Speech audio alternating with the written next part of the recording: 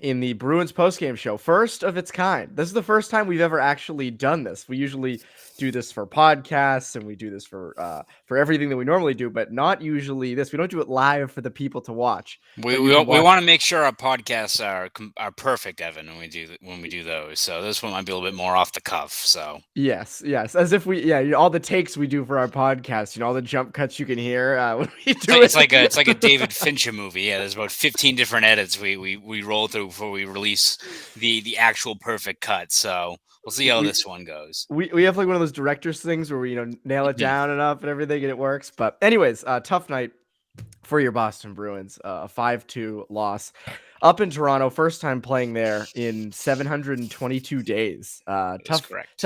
Tough way to return after all that time, but lost the game. Uh, Nothing seemed to go right in the second period. That felt like the period where the Bruins just completely lost the game. Would you agree with that assessment? Yeah, I think definitely the game got away from them there in the second period. A lot of people can talk about the fact that only Marchand gets sent off for that cross-checking call and what have you, which frustrating, I guess. Was it surprising? No. And I think for a situation like that, whether you're in Scotiabank Arena or the Bell Center up in Montreal, you kind of have to expect those things. It's all about how you kind of bounce back from it. And I mean, they're unable to clear on that PK, and all of a sudden you're trailing, right going into the third period. So definitely really frustrating. The game got away from them. That was a key moment there. We didn't want to be trailing by that amount going into another intermission. But as a whole, I think maybe the more concerning thing, as opposed to the ebbs and flows of a game, the biggest issue is the fact that the defense once again got diced up in that game. I mean, there was for BSJ, we do a lot of, 3 up, 3 down in terms of our post game reports. You could do probably 6 down for a game like that in terms of that defense. Like, pretty much no one had an outstanding night. I mean, even McAvoy, who, even when, let's say, he's not putting up points, is still logging a lot of minutes, is still shutting down plays. Even when a guy like him has a pretty rough night, it's a pretty bad, sign for the team, because usually he's the guy that's putting out most of the fires when he's also struggling. You get a performance like you have in this last one where, I mean, you can try to find some silver linings. A few other guys played pretty well, especially up front, but that defense, if it plays like that, you're not going to win most games, especially against opponents like Toronto that you are going to see further down the road if you want to get another, deep playoff run. Yeah, and I mean McAvoy was outchanced through 2 periods, was outchanced 15-5. Actually ended the night 18-16 at 5-on-5. So that's how lopsided that third period was. But again, through 2 periods, McAvoy just was not as good as you need him to be. He's not your number one defenseman. But as you mentioned, I mean, again, I noticed on that fourth goal, the John Tavares goal in front of the net, Riley doesn't cover his guy. Grizzlick gets beat in the corner by Tavares. You can go around the ring of just, I mean, those are I obviously mean, two like guys you don't. Forbert also, like on the PK, which I think Bruins Stats had a tweet that Forbert's been up for a lot of 5-on-5 goals, but he's also, I think, right up there for PK goals against, which for a guy like that, who we've talked about Derek Forbert before, like, he's not going to be a flashy guy, but if he provides value, if he's, able to clear the grade A ice, if he's able to, log minutes on the PK and does his job, fits in for what the role the Bruins kind of carved out for him. If the Bruins are still getting scored on the PK when he's out there, not great. I mean, I think he had that poke check that kind of lands on Marner's stick, kind of sets up Matthews' first goal. As you said, you go down the list, every single guy, I think, on the Bruins decor probably doesn't want to look at the game film from tonight's game moving forward, because it was Yeah. ugly all around. I also just think with a guy like Forbert, he's a bigger guy. He's more of a shutdown guy, obviously, but against these faster teams, Marner, Nylander, Matthews, that's where he's going to struggle. And I think you're going to see that as time goes along. Obviously, Forbert's really the only defense first guy on that left side. And when he can't effectively defend against faster guys like the Maple Leafs in your own zone, you're going to have an issue with that. And, it hits the bigger thing of like, well, they only play each other 3 times this year. It's a legitimate test to see how you are against the Maple Leafs. And in the first test, they were better. They were a much better team, and they look way more deep. They look more consistent. I mean, I know it's one game, but this is 5 straight wins for them. They just beat the Lightning 2-1 in overtime. And again, you hit it. It's on D. On defense, this team we've said this a million. We're 9 games in. We've said this a million times already this year.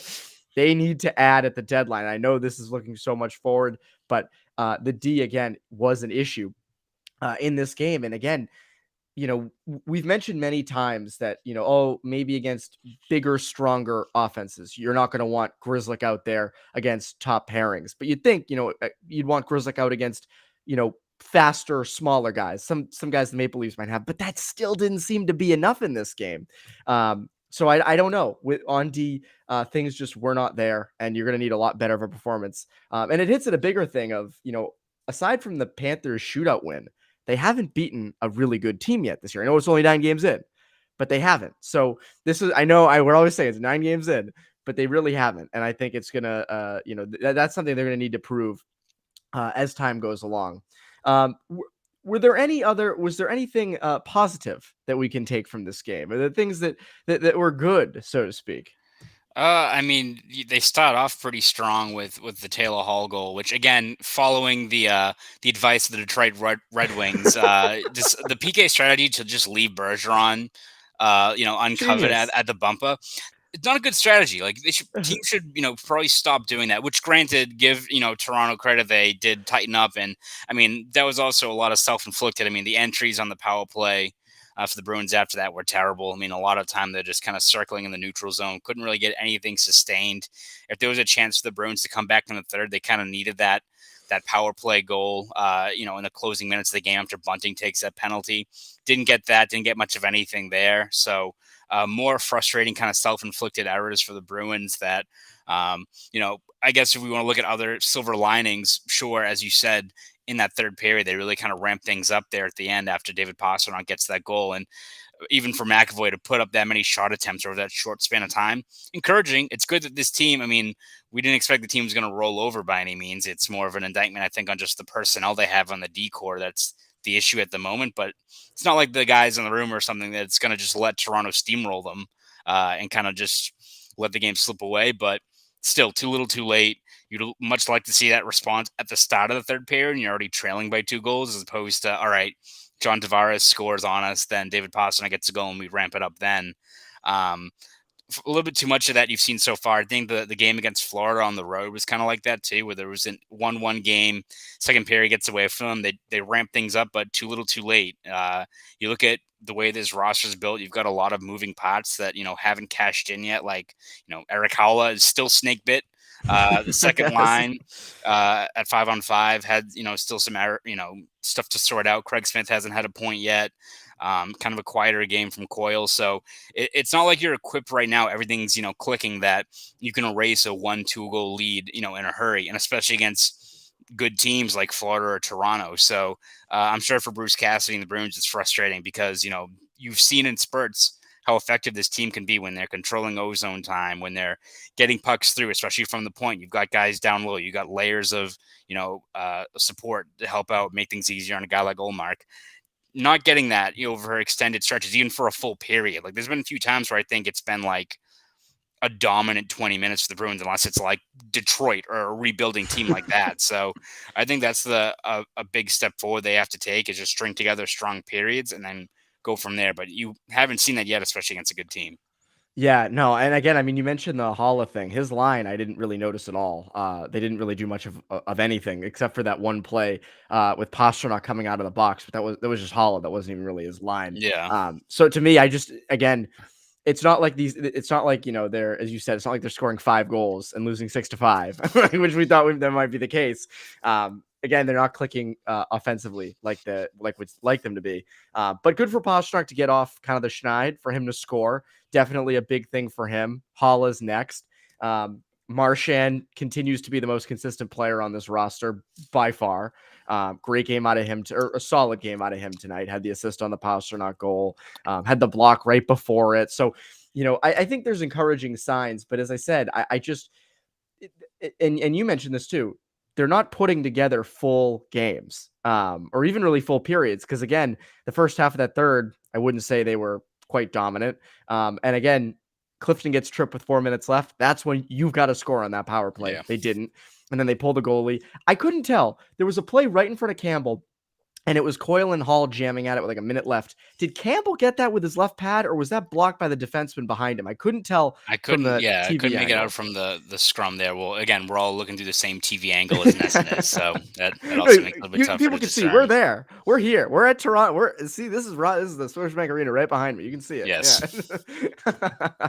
But yes, no. I do think that that offensively they have to come through in those instances, and again, more depth scoring. The fourth line's got to score at some point. Nosek and Frederick and Kuhlman. Kuhlman had a good chance late in the third, a nice wrist shot, but that was it. They had That a was it. strong style. Give them that. I think Frederick had 3 shots on goal, and I think the same shift. Like there were Yes. spurts there. Even like the third line, DeBrusque had that shift in the first where he didn't bury that breakaway, but he kind of manufactured a breakaway off of pressuring Marner up high, gets back on the back check, breaks up a puck that Tavares had, and feeds the puck back the other way. So again, there's spurts there. You see it on the fourth line sometimes. You see the third line get a few looks that they haven't buried yet.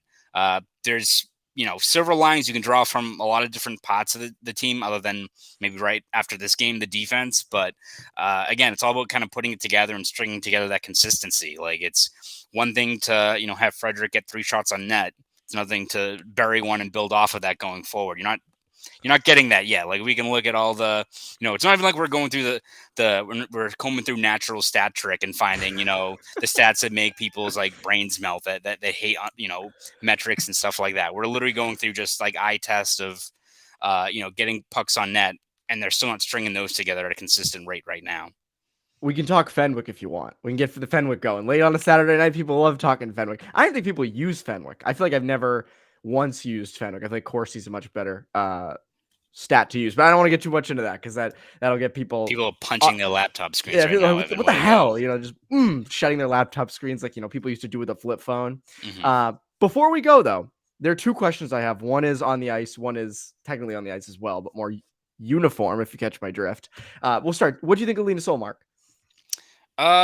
He was all right. I think especially over when you look in that first and second periods when they were putting a lot of pucks on net, I think he prevented it from being, could be like a 6-7 goal game the way some of those chances were, especially even I think through the first 30 minutes of the game, maybe through the second period. I think the shots are relatively even, but if you look at scoring chances, it was something wild like 20-8 in favor of Toronto at 5-on-5 play. So Bruins might have been able to get a few pucks through against Campbell, but they weren't generating quality looks. And that was far from the case on the other end of the ice where, guys are soft on the puck, guys coughing up pucks, leaving a lot of, talented players like Marner, Matthews, all those guys in grade A ice generating chances. So good on Ullmark to, prevent maybe the game from getting out of hand there. His defense didn't help him out. Still a few rebound control, some of the things we've seen all season long that you like to iron out, but I don't think he was the main reason why they're leaving Toronto without any points in the standings. Yeah, no, I don't either. He was fine. He's okay. Nothing big.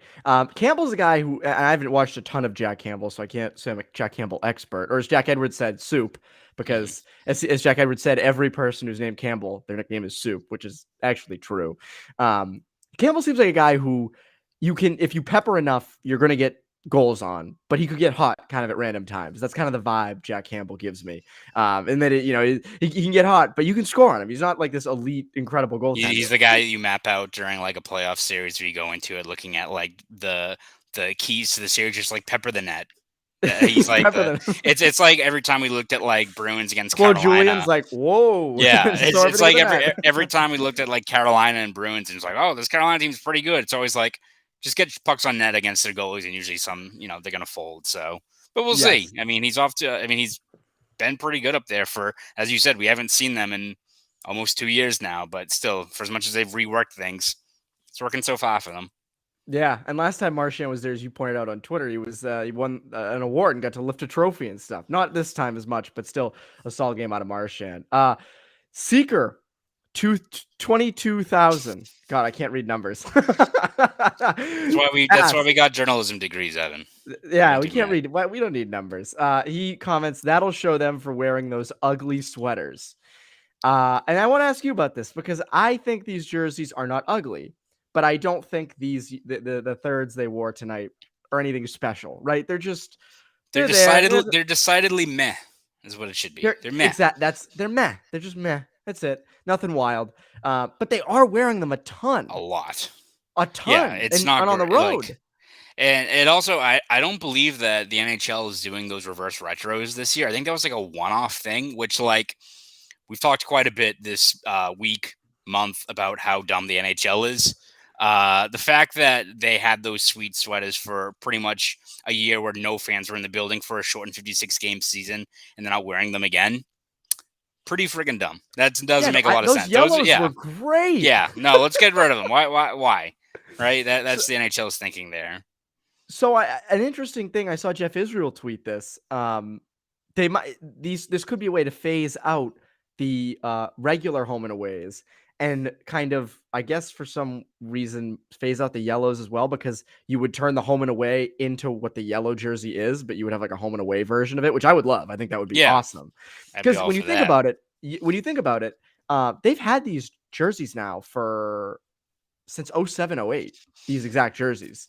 So it's been a long time. This is not like they got these 5 years ago. It's been, I can't do math, 13, 14 years now with these jerseys. So in some way, I think it is time for maybe a switch. I wouldn't be opposed to, if you're gonna go back to the late 80s, early 90s type jersey, and you're gonna make a black and a yellow one.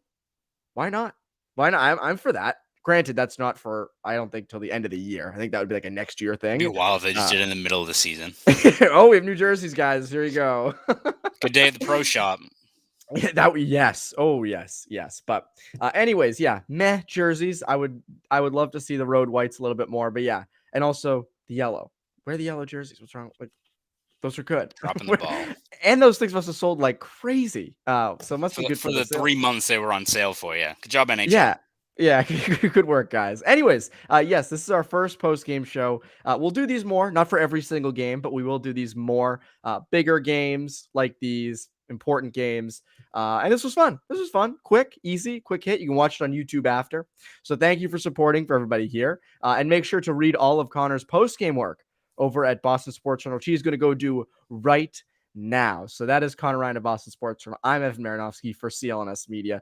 You Bruins Postgame Show watchers, have a great rest of your night, and make sure to follow along with both of us for all your Bruins content.